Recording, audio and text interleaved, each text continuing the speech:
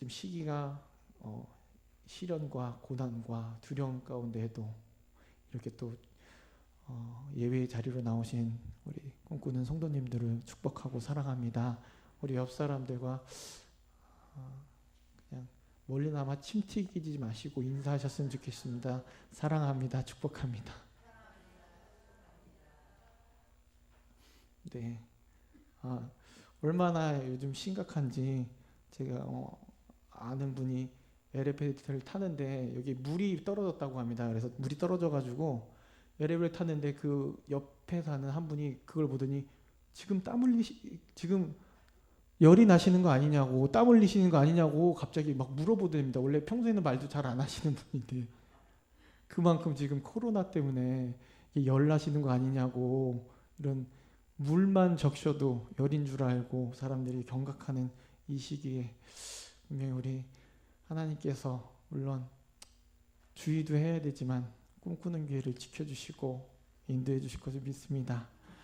네, 계속해서 우리 야고보서에 대해서 우리가 함께 나누겠는데요. 지난번에는 시험이 올 때에 어떠한 그런 자세로 가져야 될지, 시험이 올 때, 고난이 올 때 그것이 우리에게 기쁨이 되진 않지만 기쁨으로 여기라라고 우리들에게 야고보가 얘기해 줬습니다.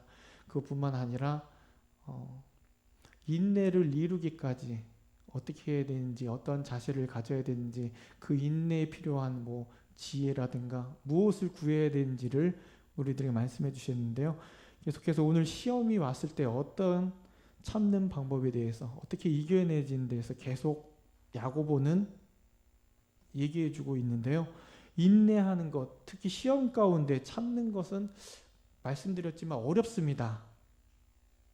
갑작스러운 고난, 또 이러한 시기들 정말 어떻게 해야 될지 두려움 가운데도 있고요. 고통 가운데도 있고요. 어떤 이들은 정말 슬픔을 당하고 아픔을 당합니다. 또한 이와 반대의 경우도 있고요. 내게 있을 때 그것이 시험이 아니라고 여겼던 것들, 나를 부하게 하는 것들, 나를 건강케 하는 것들, 그 모든 시험 과정에서 우리의 모습들은 각기 다 다를 수 있다는 것입니다. 앞서 말씀드렸듯이 시험을 참는 자가 있는가 반면에 원망하는 자가 있다는 것입니다. 오늘 본문 처음 부분에 보시면요, 이러한 두 모습을 보여주고 있습니다. 시험을 받을 때 참는 사람과 하나님을 원망하는 사람을 대조하고 있는데요. 먼저 시험이 닥치면 하나님을 원망하는 자는 이런 생각을 할 것입니다. 왜 나한테 이러한 시험을 주셔서 힘들게 하시는지, 왜 그런지 원망스럽고 불평하고 불만을 토로합니다. 하지만 그와 반대로 오늘 시험을 참는 자에게는 무엇이 있다라 얘기하냐면요, 12절에 보면 시험을 참는 자는 복이 있나니, 분명히 복이 있다라고 오늘 야고보서 1장 12절에는 말씀해주고 있는데요. 왜 그럴까요? 뒤에 보면요, 생명의 면류관을 받을 것이기 때문입니다. 참는 자에게는 생명의 면류관을, 여기서 말하는 이 복이라는 뜻은요, 마태복음에 나온 팔복에 나온 복과 똑같은 의미를 가지고 있습니다. 이 의미는 행복한이라는 뜻이 담겨져 있는데요.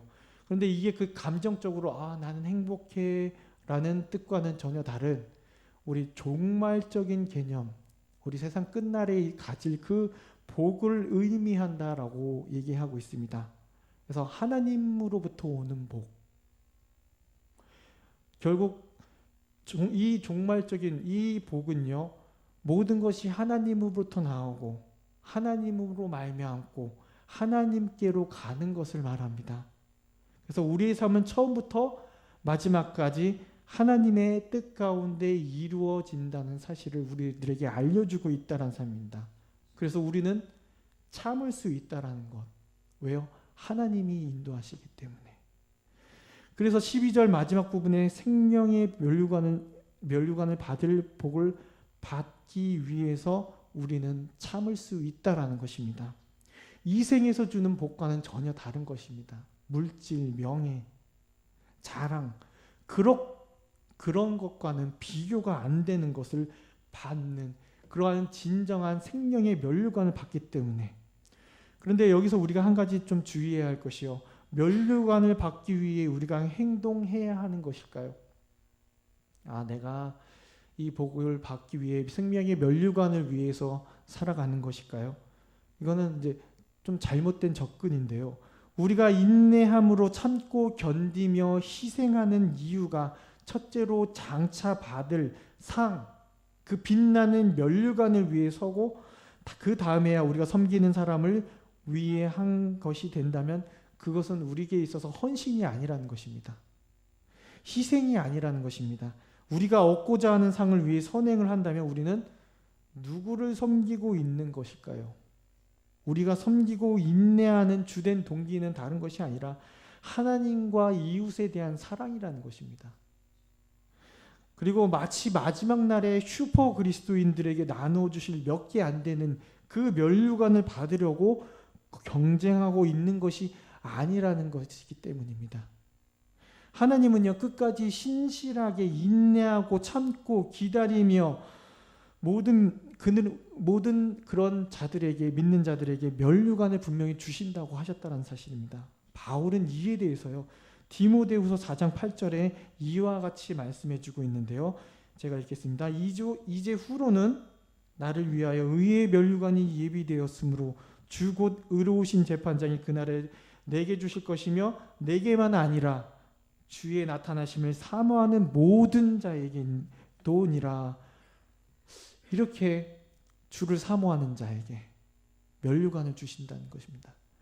이런 것 아닐까요? 예수 그리스도께서 우리 마지막 날에 인내하고 참고 기다리며 시련 가운데 내 삶의 모든 무대를 마치고 홀로 섰을 때, 아무도 나를 몰라주고 아무도 없다고 생각했을 때 맨 앞에서 나의 삶을 지켜봐 주시고 나의 모든 삶을 그거에 대해서 아무도 나에게 몰라주실 때 바라봐 주시면서 박수 쳐주시며 정말로 수고했어, 힘들었지, 잘했어 라고 알아주시고 안아주시는 그 분, 예수 그리스도께서 그 마지막 날에, 그날에 우리를 안아주시는 그 말 한마디, 그것이 우리들에게 있어서 그 어떤 것보다 중요하지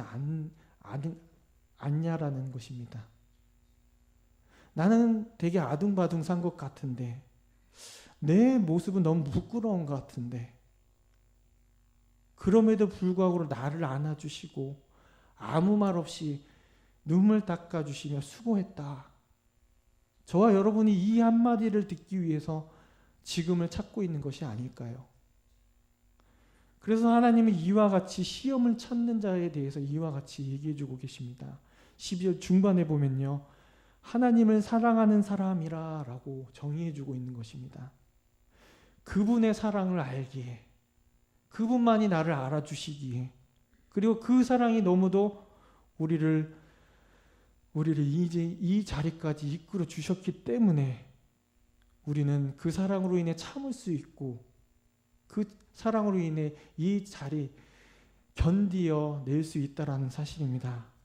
그래서 야고보는요, 이 견디다는 말의 의미를요, 하나님의 섭리를, 하나님의 뜻을, 그분의 사랑을 알기에 참고 기다린다라는 것으로 우리들에게 알려주고 있다는 사실입니다. 그러므로 인내랑 그냥 버티는 것이 아닙니다. 마치 군인이 승리를 확신하며 지금 날아오는 엄청난 공격을 참고 기다리는 것과 같다라는 것입니다.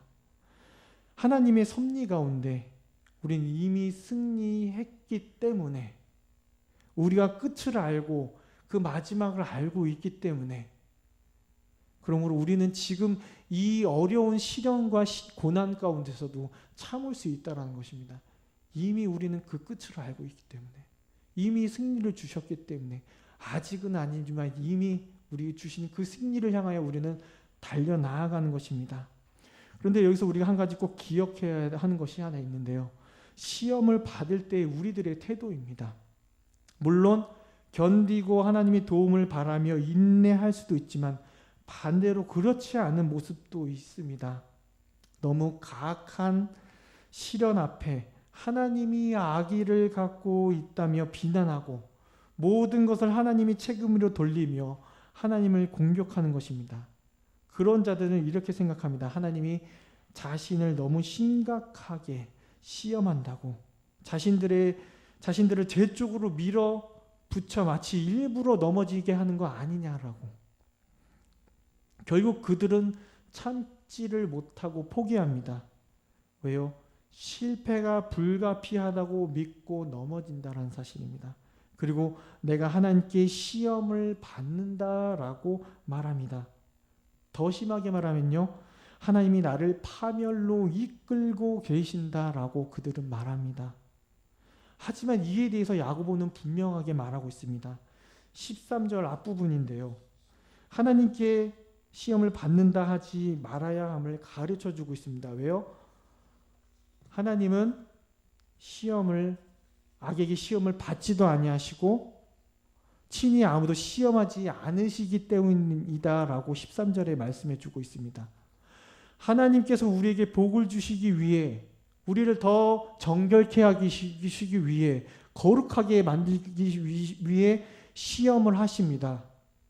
창세기 22장에 보면요, 아브라함이 이삭을 바친 사건에서 그를 시험하셨다라고 말씀하십니다. 그리고 출애굽기 16장 4절에 보면요, 이스라엘 백성이 광야에서 하나님께서 만나를 내려주실 때 필요한 것 이상으로 거두지 말라라고 명령하셨는데요. 그 이유가 왜냐면요, 모세에게 그들이 내 율법을 준행하나 안 하나 내가 시험하리라 하셨다라고 말씀하십니다. 아브라함은 이를 통해서 신앙이 강하다는 것을 드러냈지만 반면에 이스라엘 백성들은 어떻게 해요? 신앙이 부족함을 드러냈습니다. 왜요? 만나를 더 거뒀기 때문에. 하지만 하나님께서 분명히 이러한 시험들 가운데 죄를 유도하는 유혹을 하시지는 않으신다라는 사실입니다. 여러분, 시험은 전미어가 달라지면서 시험이 되기도 하고 유혹이 되기도 합니다. 그 붙어있는 전미어에 따라 이것이 시험이 되기도 하고 테스트가 되기도 하고 템트가 되기도 한다는 사실입니다. 여러분, 이 둘을 나누는 기준은 무엇입니까? 시험과 유혹. 어떻게 하면 시험이 유혹으로 바뀌게 되는 것일까요? 이 기준이 하나님이나 사탄이 아니라는 사실입니다. 그럼 무엇 때문일까요? 14절입니다. 14절에 보면 오직 각 사람이 시험을 받는 것은 자기 욕심에 끌려 미혹됨입니다. 14절에 뭐요? 자기 욕심 때문이라고. 바로 내 속에 있는 욕심 때문에 이 시험에서 유혹으로 넘어간다는 사실입니다.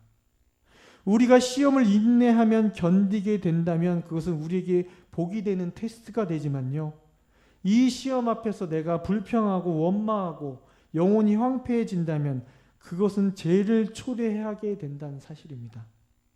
그 중심에 뭐가 있습니까? 바로 나의 욕심. 즉 시험이 유혹이 된다면 그렇게 되도록 하는 것이, 그렇게 되도록 만드는 것이 바로 나의 죄된 본성 때문이라는 것입니다. 가령 이러한 예를 들 수 있는데요. 여러분, 여성의 아름다움은 어떻습니까? 선하고 전혀 해롭지 않습니다. 아름다움, 그 여성의 아름다움 자체는 절대 어떤 사람에게 죄를 짓도록 강요하지 않습니다. 남자들이 여성의 모습에 대해서 하나님의 솜씨를 발견하는 건 전혀 되지가 않습니다. 어떻게 하나님이 저렇게 아름답게 여자를 만들으셨을까?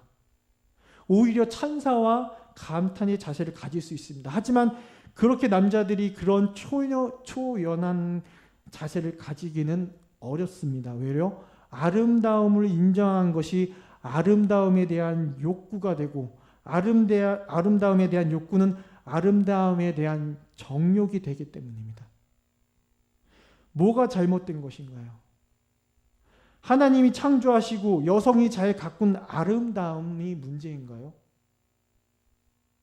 아니요. 잘못은요, 아름다움을 인정하는 것을 그렇게 쉽게 정욕으로 바꾸는 남자에게 있다는 것입니다. 이것이 바로 내 안에 있는 욕심 때문이에요. 전혀 하나님이 만든 창조물에 있어서 선하지 악한 것은 없다라는 것입니다. 쉽게 돈은 어떻습니까? 전도서 10장 19절에 보면요. 돈은 범사에 이용되느니라 유용하다라고 얘기해 주고 있습니다. 하지만 이에 대한 잘못된 그 욕심으로 인해 만일 돈에 집착한다면요. 디모데전서 6장 10절은 이렇게 말해주고 있는데요. 돈을 사랑함이 일만하게 뿌리가 되나니 이것을 탐내는 자들은 미혹을 받아 믿음에서 떠나 많은 근심으로서 자기를 찔렀도다. 그래서 히브리서 기자는요. 히브리서 13장 5절에 돈을 사랑하지 말고 있는 바를 족한 줄로 알라. 내 욕심 때문입니다. 돈이 악한 것이 아니에요. 유용합니다. 하지만 내 욕심이 결국 어떻게 해요? 이렇게 만드는 것입니다. 결국 이 욕심은 우리를 어떻게 만드냐면요. 15절에 보면요. 뭐라고 얘기하고 있습니까? 욕심이 잉태한 즉 죄를 낳고 죄가 장성한 즉 사망을 낳습니다. 나의 욕심은 잉태되는 거예요. 잉태되는 것은 처음에 보이지는 않습니다. 이게 욕심인지 죄인지 그래서 모를 수 있습니다. 하지만 이 욕심이 계속해서 이끌리면요. 결국에는 뭐를 낳습니까? 죄를 낳게 된다는 것입니다. 그렇게 낳은 자는 처음에는 갓난 아기처럼 아무 짓도 못할 것 같지만 그 죄의 세력이 점점 강력해져서 점차 내 의지와 상관없이 무섭게 장성하면요. 결국 우리를 어떻게 해요? 죽음에 이르게 한다는 사실입니다. 이 정도쯤이야. 내가 이에 대해서 조그만 죄에 대해서 왜 이런 속담도 있잖아요. 바늘도둑이 소도둑 된다. 그래서 이러한 어떠한 시험을 당하든 두 가지 길로 갈 수 있습니다. 시험을 인내로 맞으면 우리는 성숙하고 온전하게 될 수 있습니다. 당연히 그것은 생명으로 우리를 인도하지요. 그 반대는요. 말씀대로 죽음에 이릅니다. 물론 육체적 죽음도 비극적이지만 여기서 말하는 사망은 육체적 죽음의 그 이상의 것을 우리들에게 말해주고 있습니다. 영원한 죽음. 이런 이기적 욕구와 죄는 영원한 사망으로 우리를 인도한다는 것입니다. 성경이 말하는 죽음은 죄의 결과이며 우리의 마지막 원수라는 사실입니다. 죽음을 죽이지 않고는 구원을 완성할 수 없기 때문에 그런데 이 죽음의 원인이 바로 어디 있습니까? 내 속에 있는 욕심 때문이라는 사실입니다. 그래서 모든 사람이 사망하는 이 세상 속에서는요. 욕심이 잉태하여 죄를 낳고 죄가 장성하여 사망을 낳는 이 공식이 이 인류의 보편적인 삶의 공식이라는 사실입니다. 그래도 이러한 이유에서 야고보는 우리들에게 이와 같이 경고해주고 있습니다. 16절에 보면요. 내 사랑하는 형제들아 속지 말라. 야고보는 속지 말라라고 우리들에게 말해주고 있습니다. 무엇에 대해서 속지 말라 하면요. 첫 번째, 인생에 있어서 욕심은 긍정적일 수 있다는 사실에 속지 말라는 것입니다. 왜요? 세상 사람들은 그렇거든요. 괜찮아. 남들 다 하는 건데. 이와 같이 우리를 마음으로 안심하게 합니다. 내 마음 가는 대로 해. 어차피 인생은 한 번뿐이니까. 저질러 보고 지르고 도 아니면 뭐 아니겠냐. 이러한 것이 우리를 속이는 이야기라는 것입니다. 그것이 마치 세상의 진리인 양 우리를 속이고 있다라는 것입니다. 이건 이 정도쯤이야. 한 번 양보하게 되면요. 우리가 종잡을 수 없기 때문에. 두 번째로 시험을 받을 때에 하나님께서 나를 시험한 것인 양 속지 말라는 것입니다. 더욱이 사탄이 이 시험을 준 거야 라고도 속지 말아야 되는 것입니다. 야, 사탄이 이걸 나한테 시험에 넘겨주네. 우리가 시험에 드는 것은 분명 말씀해 주고 있습니다. 무엇 때문이요? 나의 욕심입니다. 여러분, 우리가 흔히 말하는 아버지, 어머니께서 자녀가 시험에 빠져서 허우적거리는데 그냥 내버려 두실까요? 그런 부모님은 안 계실 겁니다. 내 자녀가 힘들어하는데 그 모습만 바라보고 있지 않고 그냥 팔짱 끼고 바라보고 있는 부모님은 한 명도 없습니다. 심지어 이렇게 우리 육신의 부모님도 그런데 우리 영적인 하나님께서는요. 꼴 좋다. 시험받아 마땅할 놈들아. 넘어져 봐라. 라고 두시지 않습니다. 아니 오히려요. 좋은 것들로 우리들에게 주신다라고 야고보는 말씀해 주고 있습니다. 17절에 보면요. 온갖 좋은 은사와 온전한 선물이 다 위로부터 빛들의 아버지께서 내려오나니 우리 아버지가 주시는 건요. 온갖 좋은 것들밖에 없습니다. 그러므로 그런 하나님이 어떠한 분이신지 우리가 오해하지 말아야 됩니다. 왜 나에게 이런 시험을 주셔서 왜 나를 이렇게 궁지에까지 몰리십니까? 정말 제가 넘어져 봐야지 주님 속이 편하십니까? 그런 하나님이 아니시라는 거죠. 하나님은 변함이 없으셔서 오늘 17절에 보면요. 그는 변함도 없으시고 회전하는 그림자도 없으시니라. 늘 동일하시다는 얘기십니다. 늘 변함없이 우리를 사랑하신다는 것입니다. 늘 자비와 은혜와 그 모든 것들이 많으셔서 나와 저와 여러분들에게 항상 그것을 내려주신다는 것입니다. 그런 분이 저와 여러분들을 일부러 위험에 빠뜨리실까요? 꼴 좋다라고 생각하시면서 야, 잘됐다라고 하실까요? 절대 그럴 일은 없습니다. 만약 그런 생각과 원망과 불평을 하고 있다면 정말 우리가 하나님을 알지 못하고 있기 때문입니다.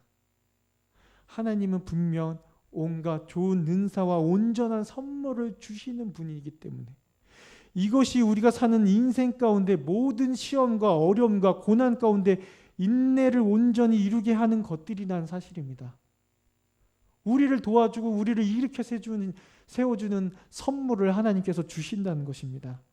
그러므로 시험을 참는 인내가 욕심이 잉태하여 죄를 낳고 죄가 장성하여 사망을 낳는 인생 공식에서 사는 우리에게 주신 가장 선하고 온전한 선물이라는 것입니다. 비록 저와 여러분들이 실패하기도 합니다. 하지만 그렇다고 실패한 우리가 맞게 되는 것이 사망이 아니라는 사실입니다. 우리는 실패한다 할지라도 불완전하게나마 여전히 하나님을 사랑합니다.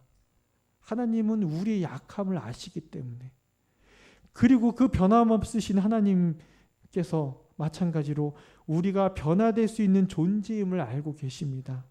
하나님의 자녀는 점점 거룩해져 가게 만드시고 계시기 때문이란 사실입니다. 누가 하시는데요?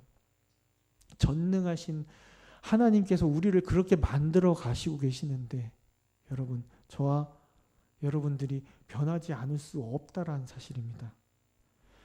하나님의 긍휼이 심판을 이기고 자랑하기 때문입니다. 결국 우리들의 실패를 통해서도 하나님은 일하신다는 사실입니다. 그리고 어제와는 다른 새로운 피조물이 되게 하신다는 사실입니다.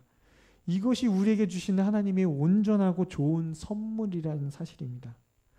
그런데 이 선물을 주시는 이유, 아무런 이유 없이가 아니라 우리로 하여금 어떻게 하시기 위해서냐면요. 18절의 말씀입니다. 그가 그 피조물 중에 우리로 한 첫 열매가 되게 하시려고 자기의 뜻을 따라 진리의 말씀으로 우리를 낳으셨느니라. 하나님의 뜻에 따라 잉태하여 말씀을 낳고 말씀이 장성하여 첫 열매가 되는 새로운 인생의 공식을 말씀해 주신다는 것입니다. 우리가 세상에 살 때는 죄가 장성하여 사망을 낳았지만 이제는 하나님의 뜻이 잉태하여 말씀을 낳고 말씀이 장성하여 첫 열매, 저와 여러분들이 그 첫 열매가 되게 해 주신다는 사실입니다. 그러므로 우리의 삶은요, 하나님의 뜻, 하나님의 말씀, 그리고 첫 열매의 공식 속에서 살아야 한다는 것을 우리들에게 알려주고 있습니다. 이 공식이 바로 시험을 참고 인내할 수 있는 공식인 셈입니다. 그러므로 우리가 그 말씀 가운데 우린 첫 열매로 다시 태어날 수 있다는 것입니다. 우리가 실패한다면 그 실패는 오히려 하나님께 의지하여 자비를 구하도록 가르칠 것입니다. 하나님이 복음에서 그 말씀에서 그것을 제공하시기 때문에 그 다음에 우리는 하나님 사랑 안에서 참고 견딜 때 무슨 일이 오든 하나님이 약속하신 그 생명의 면류관을 받을 것이라는 사실입니다. 그러므로 우리의 욕심 가운데 사는 것이 아니라 이제는 하나님의 말씀 가운데 하나님의 그 뜻 가운데 첫 열매로서 살아갈 수 있는 저와 여러분들이 되길 원합니다. 인생을 누군가는요 광야라고 표현하기도 합니다. 하지만 광야에서 이스라엘 백성들 돌보셨던 것처럼 우리를 돌보시고 계십니다. 이것이 바로 시험이 우리에게 가르쳐주고 있는 가장 중요한 사실입니다. 폭풍 속에서도 낭만치 않을 수 있는 이유가 바로 이것입니다. 낭떠러지 가운데 길이 없어 앞으로 나아갈 수 없을 때라도 그것들이 향하게 하는 것, 보이진 않아도 나를 인도하시는 분, 나를 위해 일하시는 분, 내게 기댈 힘과 능력이 없을 때 사랑과 힘을 베푸시는 분, 모든 것이 하나님을 바라보게 한다는 것입니다. 그러므로 하나님께서는 저와 여러분들을요, 이 어려움 속에서 폭풍 가운데 속에서도요, 날아오르게 하실 것입니다. 광야의 길을 만들어 주실 것입니다. 사망의 강을 만들어 주실 것입니다. 주님이 그렇게 하시겠다라고 약속하셨기 때문에 그 말씀을 통해서 우리는 첫 열매가 되기 때문에 모든 세상의 것들, 우주가 변하고 하늘이 변하고 땅이 변한다 할지라도 하나님의 말씀은 영원하기 때문에 그런 하나님이 저와 여러분들을 지켜주시고 그 하나님이 바로 저와 여러분들의 아버지, 아빠, 아버지 되어주시기 때문에 그러니 오늘 인내하고 시험 가운데 더욱 단단해져서 이 땅에서 얻는 것을 기뻐하기보단 온갖 좋은 은사와 선물을 하늘로부터 주시는 하나님만을 의지하는 사랑하는 저와 여러분들에게 이 시간 간절히 기도합니다. 기도하시겠습니다. 하나님, 그 생명의 면류관을 얻기까지 주님, 우리들의 삶이 주의